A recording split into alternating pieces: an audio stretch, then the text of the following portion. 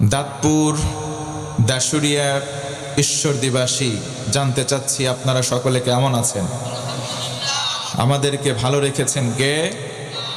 আমার বন্ধুগণ, মনোযোগ বাড়াতে হবে। আল্লাহ রাব্বুল আলামিন এই জন্য বলেন, কুল হাল ইয়াস্তাবিল্লাযীনা ইয়ালামুনা ওয়াল্লাযীনা লা ইয়ালামুন।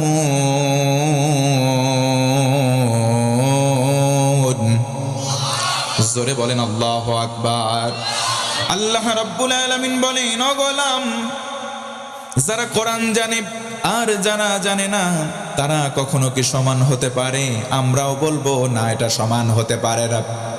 তার মানে যারা কোরআন জানে তাদের সম্মান আল্লাহ দেন। ও মুসলমান বলেন, কোরআনের জ্ঞানে জ্ঞানী মানুষ আমাদের বাংলাদেশে আছে না নাই? আপনাদের এলাকার যেই মাদ্রাসা রয়েছে, তালাবুল ইলম রয়েছে, আল্লাহর রাসূল বলেন, খায়রুকুম মান তাআল্লামাল কুরআনা ওয়া আল্লামা। আল্লাহর জমিনে যারা কোরআন শিক্ষা প্রদান করে আর যারা শিক্ষা গ্রহণ করে, দুই শ্রেণীর মানুষ সবচাইতে উত্তম এবং সম্মানের হয়ে যায়। পড়েন সুবহানাল্লাহ। আল্লাহ রাব্বুল আলামিনের পক্ষ থেকে আসা কিতাব, এই কিতাব কেউ যদি বুকে ধারণ করে, বলে কোরআন পড়বো, কোরআন বুঝবো, কোরআন দিয়ে জীবন গঠন করব। তাফসীর ফি জিলালিল কোরআন আল্লামা সাইয়্যিদ কুতুব শহীদ রহমাতুল্লাহি আলাইহি তাফসীরের মুকাদ্দমা ভূমিকা অংশের মধ্যে উল্লেখ করেন, ফি জিলালিল কোরআন হিয়া নি'মাল্লাহ। কোরআনের ছায়ায় কোন বান্দা বান্দি যদি এসে বলে আমি কোরআন পড়বো, কোরআন বুঝবো, কোরআন দিয়ে জীবন গড়ব, আল্লাহ রাব্বুল আলামিন খুশি হবেন। সঙ্গে সঙ্গে 3টা পুরস্কার ওই বান্দা বান্দিকে দান করবেন। মুহাব্বত নিয়ে আওয়াজ করে বলেন সুবহানাল্লাহ। 1 নম্বর পুরস্কার তারফাউল উমর, ওই বান্দার সম্মান বাড়বে। 2 নম্বর তাবারাকাহুল হায়াত, ব্যক্তিটার জীবনে যত বরকত প্রয়োজন আল্লাহ দান করবেন। 3 নম্বর হলো তাজকিয়াহুল হায়াত, জীবনে যত গুনাহ কোরআন মানবার কারণে আল্লাহ রব্বে কারীম আল্লাহ সুবহানাহু ওয়া তাআলা তার গুনাহ মাফ করে দিবেন। বলুন সুবহানাল্লাহ। 1 নম্বর পুরস্কার হলো কোরআনে কারীম যারা মানবে, কোরআন দিয়ে যারা শিক্ষায় শিক্ষিত হবে, আল্লাহ রব্বুল আলামিনের পক্ষ থেকে 1 নম্বর পুরস্কার হলো ইলমের নিষ্ঠতা তার কলিজায় চলে আসবে। ইলমবান যে হবে, কোরআনের শিক্ষা যার কলিজায়, তার ভিতরে 1 নম্বর তাকওয়া বাড়বে। মুসলমান ভাইয়েরা আমার, বুঝে থাকলে বলেন তো, যাকে তাকওয়া বাড়ানো হয়, যার কলিজায় আল্লাহ তাকওয়া দান করবেন, বাহ্যিক দৃষ্টিতে আমরা বলবো সেই ব্যক্তি মুত্তাকি। তার মানে মুত্তাকি মানুষ সমাজের ভালো নাকি মন্দ? জোরে বলেন তো, ভালো না মন্দ? আল্লাহ রাব্বুল আলামিন বলেন, ওয়া'লামু আন্নাল্লাহা মা'আল মুত্তাকিন।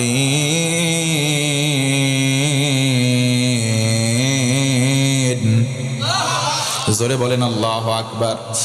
আমার আল্লাহ বলেন, ও গোলাম, ওয়া'লামু, তোমরা জেনে রাখো, তোমরা শুনে রাখো, আমি আল্লাহ এলান করলাম, ঘোষণা করলাম, ওয়াদা করলাম, যারা এই জমিনে আমি আল্লাহকে ভয় করে চলবে, যারা আমি আল্লাহর ভয় কলিজায় লালন করবে, আমি আল্লাহ দুনিয়ায় তাকে ছেড়ে দেব না, আমি আল্লাহ নিজেই তার সঙ্গী হয়ে যাব। বলেন সুবহানাল্লাহ। একবার জোর গলায় বলেন আল্লাহু আকবার। আমার বন্ধুগণ, মনোযোগ বাড়ায় দেন, এদিক সেদিক মনোযোগ নয়। 3টা পয়েন্টের উপরে অল্প সময় আলোকপাত করে আমরা বিদায় নেব একসঙ্গে ইনশাআল্লাহ। 1 নম্বর পুরস্কার হলো, কেউ যদি কোরআনের জ্ঞানে নিজের কলিজাটায় জ্ঞান ঢোকায়, নিজে যদি কোরআনের জ্ঞানে জ্ঞানী হয়, 1 নম্বর আল্লাহ রব্বুল আলামিনের ভয় তার কলিজায় পয়দা হয়, তার মানে সে মুত্তাকি হয়ে যায়। আল্লাহ রব্বুল আলামিন বলেন, وَمَن يَتَّقِ اللَّهَ يَجْعَل لَّهُ مَخْرَجًا। বান্দা, কলিজার মধ্যে যদি আল্লাহর ভয় পয়দা করো, তোমার জন্য আমি কিছু জায়গার বন্দোবস্ত করে দেব। বেকার ভাইয়েরা রয়েছেন, বেকারত্ব অভিশাপের মতো আমাদের কাছে। ও যুবক ভাই, ও যুবক বন্ধু, যারা তোমরা বেকারত্বের করাল গ্রাসে আগ্রাসী ভাব দেখাচ্ছ, যারা তোমরা সমাজের বেকার, তাদের জন্য আল্লাহ বলেন গোলাম, যদি কলিজার মধ্যে আল্লাহর ভয় আনো, বেকারত্ব ঘুষিয়ে যাবে। সুবহানাল্লাহ পড়েন। চাকরির জন্য কারো দ্বারস্থ হওয়ার প্রয়োজন নাই, চাকরির জন্য ঘুষ দেওয়ার প্রয়োজন নাই, চাকরির জন্য আল্লাহর ভয় কলিজার মধ্যে ইনস্টল করলে আল্লাহ ওয়াদা করলেন গোলাম, কোন জায়গায় যাবার প্রয়োজন নাই। ইয়াজআল্লাহু মাখরাজা, আমি রব্বুল আলামিনের ওয়াদা, তোমার কলিজায় যদি আল্লাহর ভয় থাকে, তোমার কর্মসংস্থানের ব্যবস্থা করে দেব আমি আল্লাহ। আমার বন্ধুগণ মনোযোগ বাড়ায় দেন। কেউ যদি মুত্তাকি হতে চাই, কেউ যদি তাকওয়াবান হতে চাই, কলিজার মধ্যে কোরআনের জ্ঞান আনার দরকার। জোরে বলেন তো, আছে না নাই? আল্লাহ রাব্বুল আলামিন আরো বলেন, আল্লাহ রাব্বুল আলামিন বান্দাদের ইয়ারফা'িল্লাহুল্লাযীনা আমানু মিনকুম ওয়াল্লাযীনা উতুল ইলমা দারাজাত। আল্লাহ রাব্বুল আলামিন বলেন, বান্দারে, যারা তোমরা মুমিন, এই মুমিনের মধ্যে কিছু কিছু মানুষ জ্ঞানে জ্ঞানবান হয়ে যায়। আল্লাহ বলেন, যারা মুমিন হবে, মুমিন হওয়ার পর যারা জ্ঞানে জ্ঞানবান হবে, অবশ্যই কোরআনের জ্ঞানে জ্ঞানবান হওয়া লাগবে। কোরআনের জ্ঞানে যারা জ্ঞানবান হবে, আল্লাহ বলেন গোলাম, ইয়ারফা'িল্লাহ, আল্লাহ নিজে তার সম্মান উঁচু করে দেবেন। জোরে বলুন সুবহানাল্লাহ। ভাইরা জানতে চাই, বলেন তো সম্মান দেনেওয়ালা কে? আরো জোরে বলেন তো, সম্মান দেওয়ার মালিক কে? ওয়া তু'ইজ্জু মান তাশাউ ওয়া তুযিল্লু মান তাশাউ বিয়াদিকাল খায়র। জোরে বলেন না আল্লাহু আকবার। আল্লাহ রাব্বুল আলামিন বলেন, বান্দারে, সম্মান দেনেওয়ালা কেউ নয়, সম্মান দেওয়ার মালিক আল্লাহ, আবার তোমাকে জিল্লত তথা অপমান করার মালিকও। অতএব আল্লাহ বলেন, গোলাম শোনো শোনো, বিয়াদিকাল খায়র, সম্মান আমি আল্লাহই প্রদান করি, অসম্মানও আমার পক্ষ থেকে, তবে আমি দেই না। মুফাসসির উল্লেখ করেন, কেউ যদি জিল্লত হয়, কেউ যদি অপমানিত হয়, নিজের কৃত কর্মের কারণেই হয়। জোরে কন্যা আউযুবিল্লাহ। সম্মান যদি লাভ করতে হয়, কেউ যদি মুত্তাকি হতে চাই, কোরআনের জ্ঞানে জ্ঞানী হবে। কোরআনের জ্ঞান যখন কলিজার ভেতরে আসবে, অটোমেটিক তার ভেতরে তাকওয়া বাড়বে। কারো কলিজায় যদি তাকওয়া বেড়ে যায়, কারো কলিজায় যদি আল্লাহর ভয় বাড়ে, ও মুসলমান, বলেন তো সেই ব্যক্তি কি গুনাহ, অন্যায়, অপরাধ করতে পারে? একটু জোরে বলেন, কি পারে? আল্লাহ রাব্বুল আলামিন তিনটা পুরস্কার দেবেন। 2 নম্বর পুরস্কার হলো, যার কলিজার মধ্যে আল্লাহর ভয় থাকবে, কোরআনের জ্ঞান থাকবে। কোরআনের জ্ঞান যার কলিজায় থাকবে, ওই বান্দা বান্দি সুন্নতের পাবন্দি হবে, সকল প্রকার সুন্নাহ মেনে সে চলবে। দেখবেন অনেক মক্তবের ছাত্র, হাফেজি মাদ্রাসার ছাত্র, তারা সুন্নাহ মেনে চলে। খাবার সময় সুন্নাহ, আবার যখন বাথরুমে যাবে সুন্নাহ, মসজিদে প্রবেশ এবং বের হওয়ার সময় সুন্নাহ, রাস্তা দিয়ে হেঁটে চলে তাও সুন্নাহ মানে। বড় যখন যাই, তাদেরকে তারা ইকরাম করে, সম্মান করে, ছোট দেখলে স্নেহ করে। কথা বলেন ঠিক কিনা? এই যে আল্লাহ রাব্বুল আলামিন তাদের সম্মানের ব্যাপারে কোরআনে কারিমের মধ্যে স্পষ্ট করেন, যাদের মধ্যে কলিজার ভেতরে আল্লাহর ভয় থাকবে, কোরআনের জ্ঞান অর্জনের পর তাদের সম্মান বাড়াবেন আল্লাহ। কারণ কি? কারণ হলো তারা শতভাগ সুন্নতের পাবন্দি করে। বলেন তো ভাই মুসলমান, আমরা সুন্নত মেনে চলার দরকার আমাদের আছে না নাই? আল্লাহ রাব্বুল আলামিন বলেন, وَأَنَّ هَذَا صِرَاطِي مُسْتَقِيمًا فَاتَّبِعُوهُ। আল্লাহ রাব্বুল আলামিন বলেন, এটাই হলো সরল পথ, এটাই হলো সহজ পথ, সুতরাং তোমরা এই পথের অনুসরণ করো। সিরাতে মুস্তাকিম আমরা সব জায়গায় কামনা করি না, সব জায়গায় চাই না। ইহদিনাস সিরাতাল মুস্তাকিম শুধুমাত্র নামাজের মধ্যে আমরা সূরা ফাতিহায় দোয়া করি, আমরা সবাই পড়ি। ইহদিনাস সিরাতাল মুস্তাকিম সিরাতাল্লাযীনা আন'আমতা আলাইহিম। কথা বলেন ঠিক কিনা? আল্লাহর কাছে বলি, আল্লাহ আমাদেরকে সঠিক পথ দেখাও, আমাদেরকে সোজা পথ দেখাও। সোজা পথ সবটা পথ, কোরআন আছে যেখানে সেখানে আস। যেই জায়গার মধ্যে কোরআন নাই, যেই জায়গায় সুন্নাহ নাই, সুন্নতের পাবন্দি যেখানে নাই, যেখানে কোরআনের আলো নাই, সেখানে সঠিক পথ থাকতে পারে? জোরে বলেন পারে। এই যে কুষ্টিয়া জেলা সেউরিয়া একটা জায়গা, সেই জায়গায় লালনের মাজার আছে। ও মুসলমান বলেন তো সেখানে কি কোরআন আছে নাকি? সেই জায়গায় কোরআন নাই, আছে যেটা তার নাম গাজা। যেই জায়গায় কোরআন নাই, সেই জায়গায় হেদায়েত থাকতে পারে? একটু জোর গলায় বলেন পারে? আল্লাহ রাব্বুল আলামিন এই জন্য বলেন, বান্দারে কোরআনের শিক্ষায় শিক্ষিত হবা, আর রাসূলের আদর্শ মানবা না, হবে না। কোরআনের শিক্ষায় যারা শিক্ষিত হবে তারা সুন্নত শতভাগ মানবে। লাকাদ কানা লাকুম ফি রাসূলিল্লাহি উসওয়াতুন হাসানা। আল্লাহ বলেন, গোলাম রাসূলের জীবন আদর্শের ভিতরে তোমাদের জন্য নিদর্শন রয়েছে। তোমাদের যে উত্তম আদর্শ রয়েছে সেটা রাসূলের জীবনের মধ্যে। ও মুসলমান বলেন, সুন্নাহ রাসূলের জিন্দেগি মান্য করে পাই টু পাই চলার দরকার আমাদের আছে না নাই? যার কলিজার মধ্যে কোরআনের শিক্ষা থাকবে, যার কলিজার মধ্যে কোরআন থাকবে, সে কখনো সুন্নতের পাবন্দি এটা বাদ দিয়ে গয়রে খেলাফে সুন্নাত কোনো কাজ করতে পারে না। খেলাফে সুন্নাত কোনো কাজ দেখবেন তালেবুল ইলমরা করে না, সুন্নাহ মেনে চলে সব সময়। কথা বলেন ঠিক কিনা? আল্লাহ রাব্বুল আলামিনের কোরআন যখন নাজিল হয়ে গেল, ও মুসলমান, নবীজির এক সময় মনটা বিচলিত হয়ে গেল। নবী মনে মনে চিন্তা করলেন, কোরআনটা আসলো মজায় মার খাওয়ার জন্য।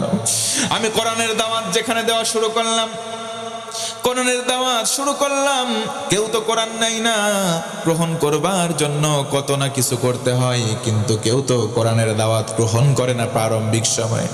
আল্লাহ রাব্বুল আলামিন এই জন্য বলেন, তাহা মা আনজালনা আলাইকাল কুরআনা লিতাশকা। জোর গলায় বলেন আল্লাহু আকবার।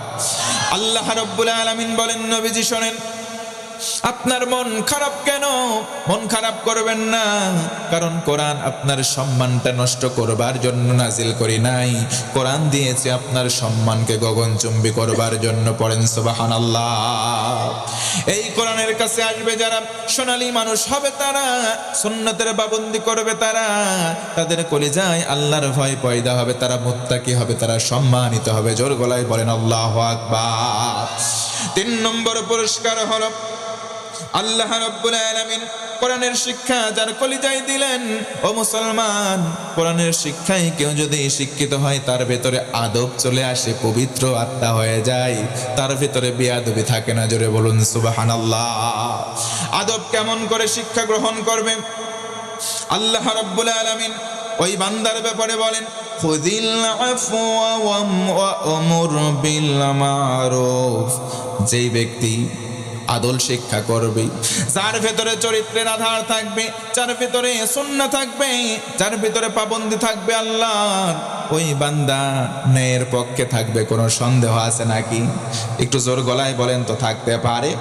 আল্লাহ রাব্বুল আলামিন এই জন্য বলেন, ওয়া ইন্নাকা লাআলা খুলুকিন আযীম।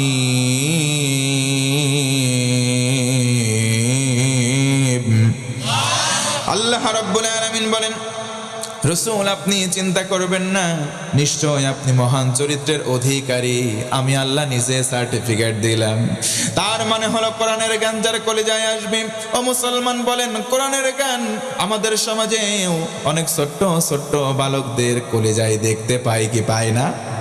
জোরে বলেন, পাই কি পাই না? এই বাচ্চারাই যখন বড় হবে, এরাই তখন কর্ণধর। এই বাচ্চাগুলো যখন বড় হবে, তাদের সম্মান যিনি বাড়াবেন, একটু আওয়াজ করে বলেন তো তিনি কে? মিজানের পাল্লা কায়েম করে দেওয়া হবে। মিজানের 2টা পাল্লা, একটা হলো ডান পাল্লা আর একটা হলো বাম পাল্লা, সেটা হলো গুনাহের পাল্লা। ডান পাল্লার মধ্যে নেকি তুলে দেওয়া হবে, বাম পাল্লায় গোনা। লোকটাকে ডেকে নেওয়ার পর বাম পাল্লার মধ্যে একটা দুইটা করতে করতে 99টা গুনাহের খাতা দেওয়া হলো। ডান পাল্লার মধ্যে কোনো খাতা নাই। লোকটা চিন্তা করবে, হাই, আজকের দিনে জাহান্নামে যাওয়া ছাড়া কোনো উপায় নাই। কিন্তু আল্লাহ তাআলা বলবেন, সেদিন বিন্দু পরিমাণ জুলুম আমি আমার কোনো বান্দা বান্দির প্রতি করব না। আজকের দিনে কোনো জুলুম কোনো বান্দা বান্দির প্রতি করা হবে না। পড়েন সুবহানাল্লাহ। নবীজি আমার বলেন, শোনো আমার উম্মতেরা শোনো, যেই যে পাল্লার মধ্যে গোনার খাতা 99টা, এত মোটা খাতা, এত বিশাল। নবীজি বলেন, মাদ্দাল বাসার, চোখ দিয়ে যত দূর দেখা যায়, এই দৃষ্টি সীমা যত দূর পর্যন্ত পৌঁছে যায়, এত মোটা মোটা খাতার সংখ্যা 99টা। লোকটা চিন্তা করবেন, কি শূন্য খাতা, আমি জাহান্নামে আবশ্যিক যাব। আল্লাহর পক্ষ থেকে সেদিন বলা হবে, আল্লাহ বলবেন, গোলাম, কোনো বান্দার প্রতি জুলুম করা হবে না। ফেরেশতাকে ডেকে একটা কাগজের টুকরা দেওয়া হবে, খুদ বিতাকাহ, এই কাগজের টুকরা লাও, বান্দার ডান পাল্লায় তুলে দাও, সঙ্গে সঙ্গে নেকির পাল্লা ভারী হয়ে যাবে। পড়েন সুবহানাল্লাহ। আল্লাহর ফেরেশতারা বলবে, ও আল্লাহর বান্দা, আল্লাহর রহমত, তুমি এখন জান্নাত পর্যন্ত চলে যাও, কোনো রকম বাধা দেওয়া হবে না। লোকটা তো আশ্চর্যিত হয়ে যাবে, হারে কি এমন কাগজের টুকরা দেওয়া হলো, মা হাদিহিল বিতাকা, কি এমন কাগজের টুকরা, কাগজের টুকরায় কি লেখা, আমি একটু দেখি তো। দৃষ্টিপাত করে দেখবে কি লেখা আছে। ও মুসলমান, নবীজি বলেন, শোনো, কিয়ামতের দিন যখন লোকটা আশ্চর্যিত হয়ে ওই কাগজের দিকে তাকাবে, তখন দেখতে পাবে দুনিয়ার জমিনে একবার লা ইলাহা কালেমা পড়েছিল, এই কালেমাটাই লেখা আছে। পড়েন সুবহানাল্লাহ। নবীজি আমার ভিন্ন হাদিসের মধ্যে ইরশাদ করেন, মান ক্বালা লা ইলাহা ইল্লাল্লাহ দাখালাল জান্নাহ, যারা লা ইলাহা কালেমা পড়বে আল্লাহ শর্ত বাদে জান্নাতি বানায় দেবেন। পড়েন সুবহানাল্লাহ। এই জন্য বলেন তো মুসলমান, কালেমার সঙ্গে সম্পর্ক রাখার দরকার আছে না নাই? কোরআনের শিক্ষায় শিক্ষিত হলে 3টা মান, 3টা মর্যাদা আমার আল্লাহ দেবেন। 1 নম্বর, কোরআনের শিক্ষায় যারা শিক্ষিত হবে তাদের মধ্যে তাকওয়া পয়দা করে দেওয়া হবে, তাদেরকে আল্লাহ মুত্তাকি বলে গণ্য করবেন। 2 নম্বর, সুন্নতের পাবন্দি বানাবেন। আর 3 নম্বর, তাদেরকে আদো বলা বানাবেন। জোর গলায় বলা লাগবে সুবহানাল্লাহ। এই 3-এর সমন্বয় কার মধ্যে গেলে কেমন হয়? নবীর জামানার ঘটনা। আল্লাহর নবী কোরআন হাতে নিলেন, মানুষের দাঁড়ে দাঁড়ে পৌঁছে দেওয়া শুরু করলেন। কোরআনের প্রচার প্রসার শুরু হয়। এক এক করে সাহাবারা নবীর হাতে হাত দিয়ে কালেমা পড়া শুরু করলেন। নবীজি একদিন বসে আছেন দ্বিপ্রহরের সময়, দূর দূরান্ত থেকে আসে মানুষগুলো যখন আসা শুরু করলো, কাফের কুফফার আর বেদুইনরা সমাজের মধ্যে রটিয়ে দিল, ও হাজী সাহেব, যারা দূর থেকে আসো, আমাদের এলাকায় একটা পাগল আছে, নাম তার মোহাম্মদ, তার কাছে তোমরা যেও না, সে কি বলে সেটাও তোমরা শোনো না। জোরে কন্না আউযুবিল্লাহ। লোকজন চিন্তা করল, হারে পাগল যদি হবে ছেড়ে দাও, পাগলের কাছে যেতে কেন বারণ করব? বাঙালি মুসলমান আমরা জানি, যেই দিকে না করা হয় সেই দিকে আমাদের আকর্ষণ বেড়ে যায়। কথা বলেন ঠিক কি না? আমি যদি বলি পেছনের দিকে যাবেন না, ওখানে খাল আছে, কুমির আছে, যুবক ছোট ভাইরা বলবে, কুমির যখন আছে যাইতে না করছে তো কি দেখে আসি কুমিরটা কেমন। কথা বলেন ঠিক কিনা? কাফেররা বলল, কেউ যাবে না, মোহাম্মদ পাগল। ও মুসলমান, ধিক্কার দিয়ে কাফেরদের প্রতি একবার আওয়াজ করে বলেন তো নাউযুবিল্লাহ। তারা তখন আসলো, চিন্তা করলো, হারে পাগলের কাছে যাব, পাগল দেখবো, কি বলে শুনবো না, সেখান থেকে চলে আসবো। দ্বিপ্রহরের সময়, দুপুরের সময় তারা ঠিক কাছাকাছি চলে গেছে। দূর থেকে দেখে নবী মুহাম্মদ সাল্লাল্লাহু আলাইহি ওয়াসাল্লাম বসে আছে। একবার তারা আসমানের সূর্যের দিকে তাকায়, আবার নবীজির চেহারা মুবারকের দিকে তাকায়। জায়গায় দাঁড়িয়ে বলতে বাধ্য হয়, নবীর চেহারা যেন সূর্যের আলোকে অম্লান করে দেয়। পড়েন আল্লাহু আকবার। নবীর চেহারার উজ্জ্বলতা এত বেশি ছিল, সূর্যের আলো অম্লান হয়। ও মুসলমান, একটু আওয়াজ করে বলেন আল্লাহু আকবার। নবীজি আমার কোরআনের দাওয়াত শুরু করলেন। তারা কাছে আসলো, চিন্তা করলো পাগল যদি হবে তাহলে চেহারা কেন এত সুন্দর, গায়ে থাকবে চট, মাথার চুলে থাকবে চট, কিন্তু কিছুই তো দেখি না। নেতারা বলল তার কাছে যাবে না। কানের মধ্যে থাকা হাত সরালো, নবীর সুললিত কণ্ঠে জান্নাতি জবান মোবারকের কোরআন তেলাওয়াত তারা শুনে জায়গায় দাঁড়িয়ে চোখ দিয়ে ধর ধর করে পানি বের করে দিল। জায়গায় দাঁড়িয়ে বলে, তুমি মানুষ নই, তোমার কাছে যে আসা কিতাব যেখান থেকে তুমি তেলাওয়াত করেছো এটা মানুষের রচিত কিতাব নয়, এই কিতাবের রচনাকারী সরাসরি আল্লাহ। ও মুহাম্মদ, তোমার হাতে হাত দিলাম, কালেমা পড়লাম, মুসলমান হয়ে গেলাম।